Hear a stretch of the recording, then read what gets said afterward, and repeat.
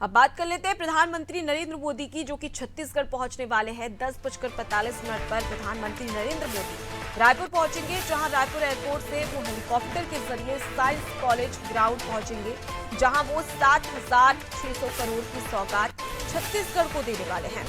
इस दौरान वो हाईवे, रेलवे और स्वास्थ्य से जुड़े प्रोजेक्ट भी लॉन्च करेंगे। साथ ही प्रधानमंत्री नरेंद्र मोदी जनसभा को संबोधित करेंगे। बीजेपी जनसभा में 1.5 लाख लोगों के पहुंचने का दावा कर रही है। वहीं नरेंद्र मोदी करीब 2 घंटे रायपुर में रुकने वाले हैं। ऐसे में छत्तीसगढ़ में इसी साल विधानसभा चुनाव होने हैं। इस लिहाज से प्रधानमंत्री नरेंद्र मोदी का ये दौरा काफी अहम माना जा रहा है।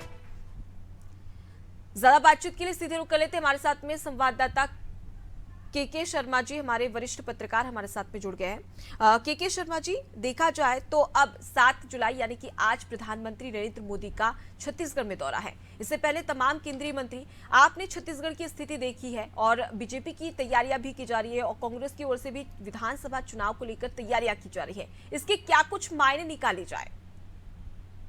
देखिए, 15 साल तक भाजपा जिस तरह से छत्तीसगढ़ में शासन की है, उसके पास जन घोषणा पत्र और एक एंटी इनकम्बेंसी के चलते हुए कांग्रेस की एक मजबूत सरकार बनी 2018 में।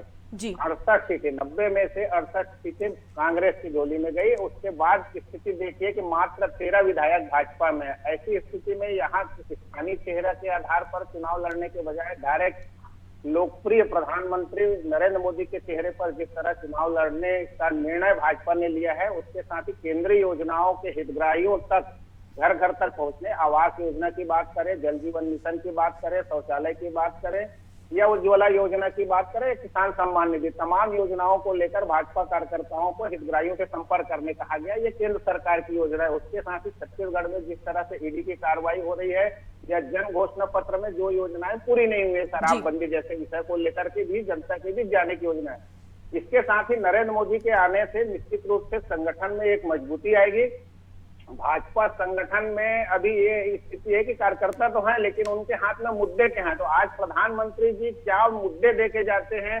क्या कांग्रेस के जन घोषणा पत्र के समान एक मजबूत घोषणा पत्र आम लोगों से चर्चा करके, सभी वर्गों से चर्चा करके बनाने की बात जो अमित शाह जी एक संदेश देके गए हैं, उस दृष्टि से या आज नरेंद्र मोदी जो कुछ कहेंगे वो छत्तीसगढ़ में निश्चित रूप से चुनावी फतर की दृष्टि से भाजपा के लिए एक महत्वपूर्ण होने जा रहे हैं। खासकर 7300 करोड़ की जो सौगात दे रहे हैं छत्तीसगढ़ के आर्थिक विकास, खनिज संपदा से भरे हुए छत्तीसगढ़ में कोयला, लौह अयस्क जैसे इनके कच्चे माल की आवाजाही के दृष्टि से देखें या पर्यटन, वन आच्छादित 44% वनों से घिरे हुए छत्तीसगढ़ में जिस तरह से वन पर्यटन को बढ़ावा दिया जा रहा है, भूपेश सरकार ने राम वन गमन पथ बनाया, इन सब दृष्टि से भी देखें तो छत्तीसगढ़ पर्यटन की दृष्टि से भी ये सड़क और रेल की परियोजनाएं लेके आ रहा है। ये महत्वपूर्ण है छत्तीसगढ़ के दृष्टि से। तो जैसा कि आपने जिक्र किया कि इस बार भी छत्तीसगढ़ में केंद्रीय सहारा लिया जाएगा, लेकिन अगर हम रिजल्ट की बात करें अन्य राज्यों की, तो कर्नाटक और हिमाचल में विधानसभा चुनाव हुए थे। वहां पर कहीं ना कहीं केंद्रीय सहारा भी लिया गया था और केंद्रीय मंत्रियों के फेस के मद्देनजर चुनाव लड़ा गया था, लेकिन वहां पर बीजेपी को हार का सामना करना पड़ा।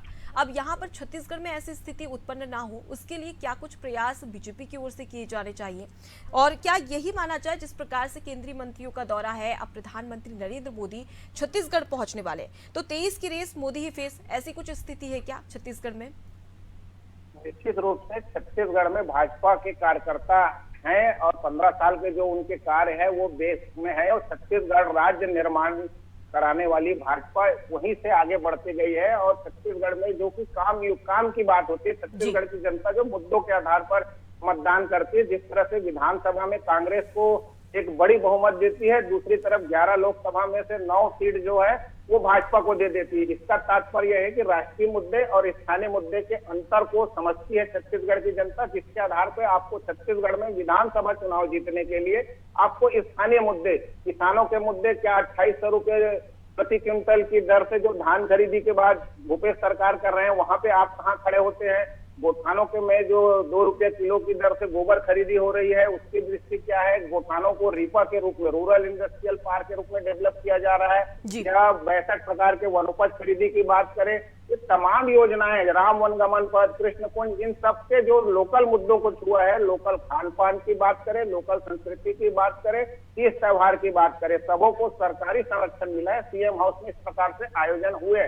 तो इन जी। सब को देखते हुए कांग्रेस कहाँ होती? कुछ छत्तीसगढ़ के कलाकार, बड़े कलाकार, पद्मश्री अनुज शर्मा जैसे लोग भाजपा में प्रवेश किए हैं, लेकिन इनके साथ ही साथ आपको केंद्रीय योजनाएं आपको सहयोग कर सकती है विधानसभा चुनाव में, लेकिन स्थानीय मुद्दे और स्थानीय चेहरे जो आप प्रत्याशी तय करेंगे, ये और जैसे पिछले समय महत्वपूर्ण बात ये था, क्या विधानसभा चुनाव में भाजपा प्रत्याशी परिवर्तित करती, जो पुराने रिपीट किए थे उसके जगह में नए लोगों को जिस तरह लोकसभा में टिकट दी, तो क्या रिजल्ट परिवर्तित होता? ये समझ जाओ गर्भ में रह गया। लेकिन आने वाले समय की दृष्टि से भाजपा को देखना पड़ेगा कि युवा चेहरों को किस ढंग से सामने लाया जाए। उसी की दृष्टि से छत्तीसगढ़ में पिछड़े वर्ग को साधने की बात आई, जो आरक्षण में बात आ रही, कांग्रेस 27% आरक्षण का प्रावधान कर रही थी पिछड़े वर्ग। अब भाजपा जो है वो जो कांग्रेस 76% आरक्षण नहीं हो पाया, 58% आरक्षण है। तो पिछड़े वर्ग को साधने के लिए भाजपा ने जो दोनों को बनाया है, भाजपा प्रदेश अध्यक्ष की बात करें या नेता प्रतिपक्ष की बात करें, दोनों पिछड़े वर्ग से हैं, दोनों बिलासपुर संभाग के हैं जी। तो कुल मिलाकर के भाजपा की अपनी रणनीति है। जैसे दुर्ग संभाग कांग्रेस का गढ़ बना हुआ, 6 मंत्री वहां से हैं, वहां पे अमित शाह की सभा होती है, नड्डा की सभा बिलासपुर में होती है, आदिवासी बहुल बस्तर जहां एक भी सीट नहीं है भाजपा का, वहां पे राजनाथ की सभा लेते हैं। अब राजधानी में जब नरेंद्र मोदी जी आ रहे हैं तो इन तमाम विषयों को लेकर जो कांग्रेस जिसके दम पर सरकार बनाई है, किसानों के लिए, आदिवासियों के लिए, कर्मचारी के ओल्ड पेंशन स्कीम की बात करें या कल जो कैबिनेट ने जो डिसीजन लिया है उनका महंगाई भत्ता बढ़ाने को लेकर, तो तमाम वर्गों को जिस तरह साधने की बात हो रही है उसमें स्थानीय मुद्दा है। तो राष्ट्रीय मुद्दों के आधार पर आप छत्तीसगढ़ में चुनाव लड़ेंगे तो उसका परिणाम आप कर्नाटक और हिमाचल में देख चुके हैं। जो छत्तीसगढ़ मॉडल है उसका तोड़ क्या गुजरात या उत्तर प्रदेश, भाजपा का जो गढ़ कहा जाता है, वहां से मॉडल लेके आएंगे। छत्तीसगढ़ मॉडल का जो भूपेश बघेल का है वहीं का वहीं जवाब देंगे, ये तय होने वाला है। आज जो संदेश देंगे तो मुझे लगता है कि मार्गदर्शन तो मिलेगा जी। तो कुल मिलाकर केके जी देखा जाए कि कर्नाटक और हिमाचल के रिजल्ट से कहीं ना कहीं अब बीजेपी ने एक सबक लिया है और स्थानीय मुद्दों पर अब बल दिया जा रहा है बीजेपी की ओर से। अगर हम बात कर ले तो कहीं ना कहीं यहाँ पर सीएम फेस का होना भी जरूरी है बीजेपी की ओर से, क्योंकि कांग्रेस की ओर से लगातार निशाना इसी बात पर साधा जा रहा है कि कोई अच्छा नेता नहीं है जिसकी वजह से केंद्रीय सहारा लिया जा रहा है। तो ऐसे में सीएम फेस की जरूरत है। किन नामों का जिक्र किया जा रहा है बीजेपी की ओर से, और साथ ही अगर हम बात कर ली जाए तो बूथ को मजबूत करने के लिए बीजेपी की ओर से क्या कुछ प्रयास छत्तीसगढ़ में किए जा रहे हैं? निश्चित रूप से बूथ स्तर पर प्रभारी बनाया गया है। बूथ स्तर पर युवा मोर्चा, महिला मोर्चा की टीम खड़ी है। इसके साथ ही बूथ से नीचे जाके पन्ना प्रभारी तक बनना है। एक पन्ना के 2 पेज में से 60-70 मतदाताओं की सूची एक कार्यकर्ता को जिम्मेदारी दी जा रही है उनकी समस्याओं को लेकर और सोशल मतलब सामाजिक कार्यों के माध्यम से उनके सहयोग करके इस ढंग से, जैसे अब प्रधानमंत्री ने अपने संदेश में भोपाल से कहा था कि आप किसी को खाद लाके घर में लाके दे दे, तो इस प्रकार से सहयोग करके आप अपनी भी छवि बनाएं और पार्टी की छवि बनाएं। तो कार्यकर्ता इसको कितना ग्रहण करते हैं, किस तरह से आम लोगों से उनका जुड़ाव होता है, ये एक विषय है।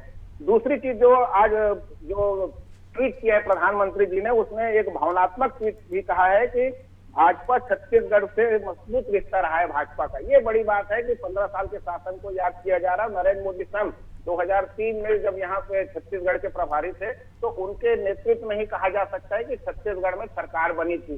तो ऊपर के यहाँ छत्तीसगढ़ के आम कार्यकर्ताओं से तो उनका है छत्तीसगढ़ की प्रगति के लिए काम करने की प्रतिबद्धता भी उन्होंने दिखाई है। तो कहने का मतलब है कि लंबे अंतराल के बाद प्रधानमंत्री आ रहे हैं तो आम कार्यकर्ताओं के साथ आम लोगों को भी एक विश्वास है कि छत्तीसगढ़ के हित में क्या कह के जाएंगे। और स्थानीय मुद्दे जिस पर मैं फिर से कहना चाहूंगा कि भूपेश सरकार लंबे समय से सत्तासीन है और मजबूत जन घोषणा पत्र से जो मजबूत सरकार बना के रखी है उसका तोड़ भाजपा के पास क्या है। सामूहिक नेतृत्व जैसे बात कर रहे हैं तो कोर कमेटी में 16 सदस्य रहते हैं भाजपा के, उन्हीं के मिला करके जो चुनाव लड़ने की जो बात आ रही है उसमें नंद कुमार शाह एक जैसे चले गए आदिवासी का एक बड़ा चेहरा। तो इसके सामने आदिवासी बहुल छत्तीसगढ़ में और क्या आदिवासी नेतृत्व के, जैसे आप बोल रहे चेहरा में, हो सकता है अंतिम समय कोई आदिवासी चेहरा को सामने लाया जाए, क्योंकि पिछड़े वर्ग के 2 आप अध्यक्ष और नेता प्रतिपक्ष बना चुके हैं। तो सीएम के लिए आदिवासी लाके एक बड़ा ट्रम्प कार्ड भाजपा खेल सकती है। लेकिन अभी तक ये सब प्रयास ही लगाया जा सकता है।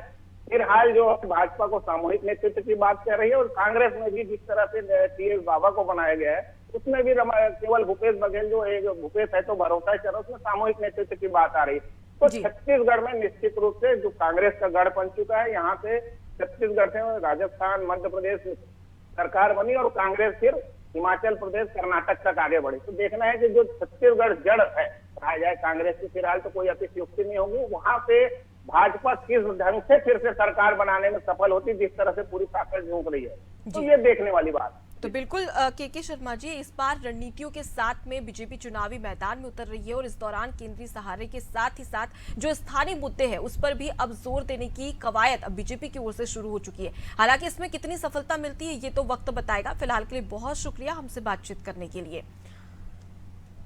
तो देखिए, लगातार चुनावी शंखनाद बीजेपी नेताओं के द्वारा किया जा चुका है। प्रधानमंत्री नरेंद्र मोदी का छत्तीसगढ़ दौरा है और इसी के लिहाज से कहीं ना कहीं अब तैयारियां भी की जा रही है।